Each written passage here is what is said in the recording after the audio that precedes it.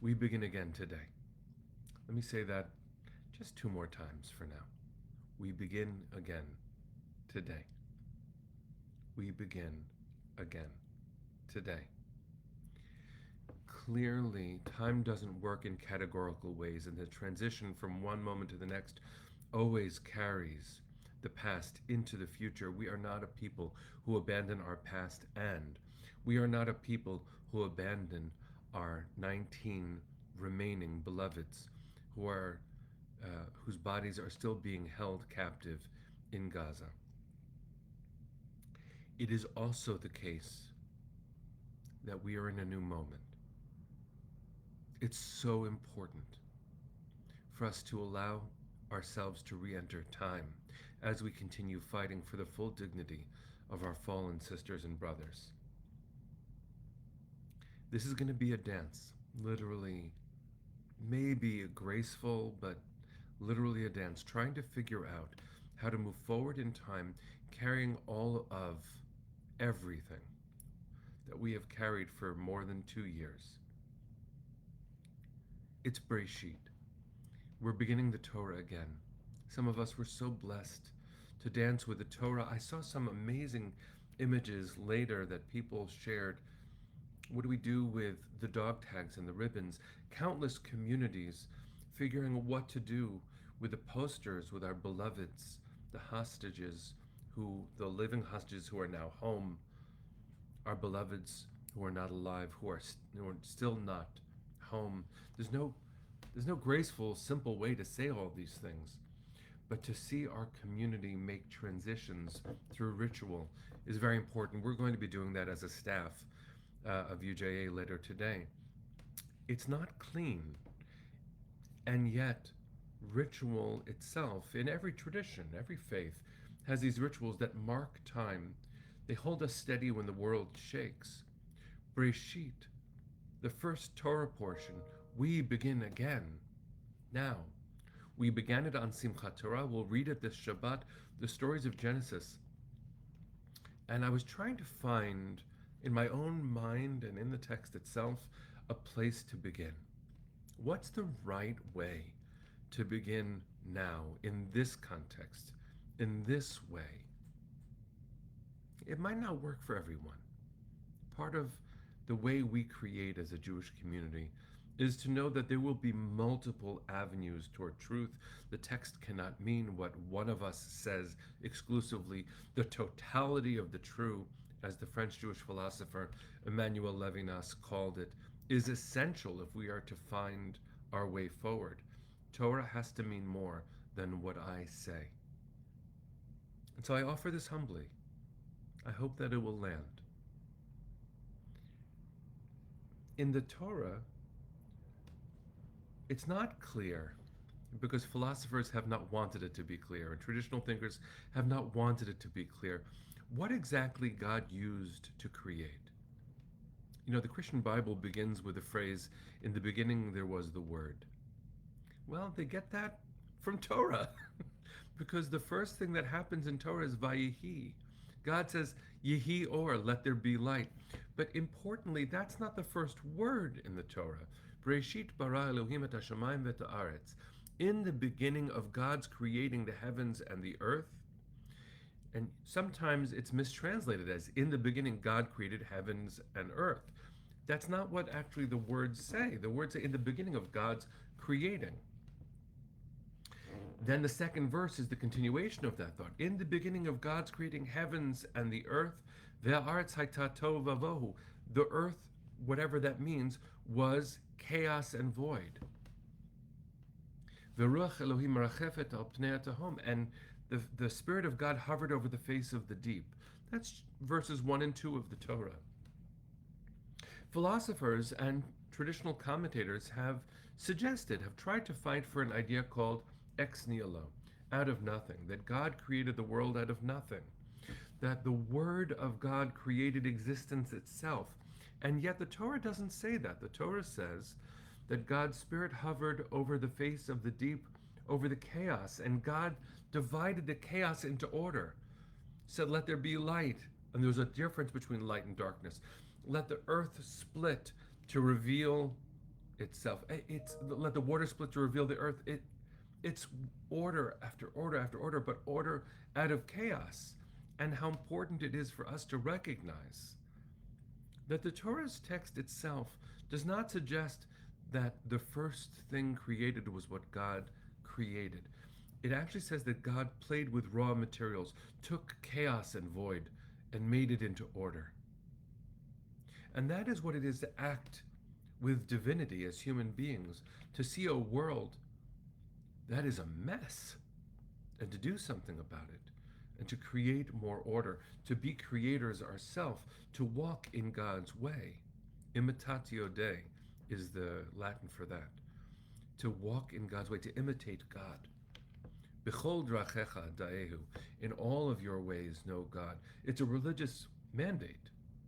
That's why we clothe the naked. That's why we feed the hungry.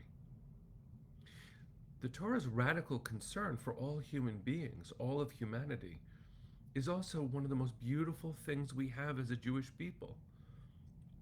We are called to tend to the world just as God tended and tends to the world.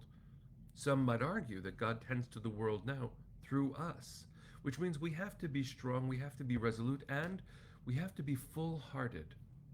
And in these days, with everything that we are emerging from,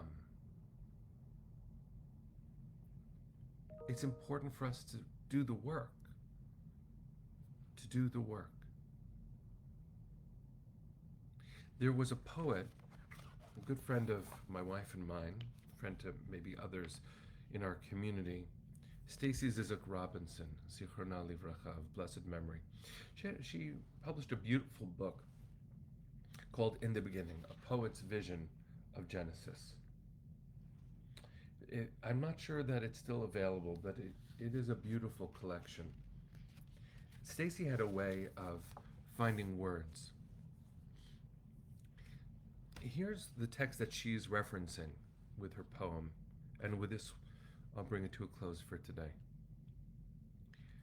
When Adam and Eve are expelled from the garden, which might have been a good thing, we'll talk about that later. They're expelled from the garden, and then an angel is stationed outside of the gates of the Garden of Eden with a flaming sword. You might not remember that part of it, because most people think that that sounds like something fantastic beyond the Torah as opposed to fantastic within the Torah. But it's in there. We don't know the angel's name, but Stacy suggested that it's Uriel, angel of light. So listen to this poem written by Stacy Zizek Robinson called Uriel's Sword. Uriel handed me his sword, all blazing light and fiery glory. Well, I'm off, said he. His wings, dusty with disuse, fluttered 3 times in all, leaving behind a shimmer of old feathers and the smell of thunder. God, but that sword was heavy, laden with a dangerous beauty. I had to shield my eyes from its refracted brilliance. It set off sparks there at the suddenly unguarded gate. Its hinges sang a dissonant and rusty hymn, a sound like a gathering host of angels, readying themselves for battle or morning prayer.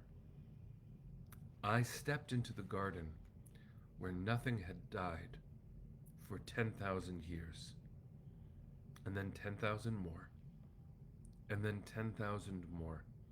Nothing could die, leaving the garden choked with weeds and the glorious presence of God.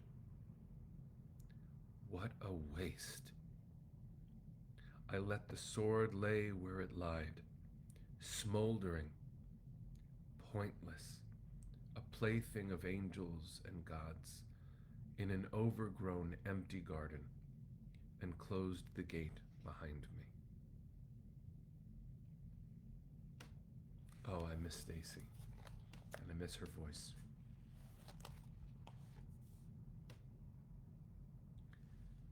Gan Eden, the Garden of Eden that we speak about in this week's Parsha and we dream about through Midrash and modern speculation and yearning.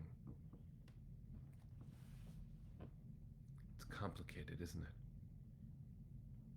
Nothing died, but nothing could die, which meant nothing was truly alive. And once we emerge from that gate, an angel holding a flaming sword, what if that flaming sword were handed to us? That wouldn't be life either. It's a complicated thing to wield a sword. I wouldn't know. I don't want to know. It's a complicated thing to live a life where there are no choices. I wouldn't know. I don't want to know. This complicated world of differentiation that is built from chaos, made order from chaotic beginnings. It is also a gift. It is a gift to begin again. It's Breisheet. We began the Torah yesterday. We begin the Torah today. This Shabbat we read the beginning again. Let us begin again. Take a breath with me, my friends. We're going to sing as we've sung, but with more strength today, with more joy today. Kol od balevav pnima nefesh Yehudi homia ulefate mizrach kadima ayin letzion Sophia od lo avda tikvatenu התקווה בת שנות 2000 להיות עם חופשי בארצנו ארץ ציון וירושלים להיות עם חופשי בארצנו ארץ ציון Virushalayim.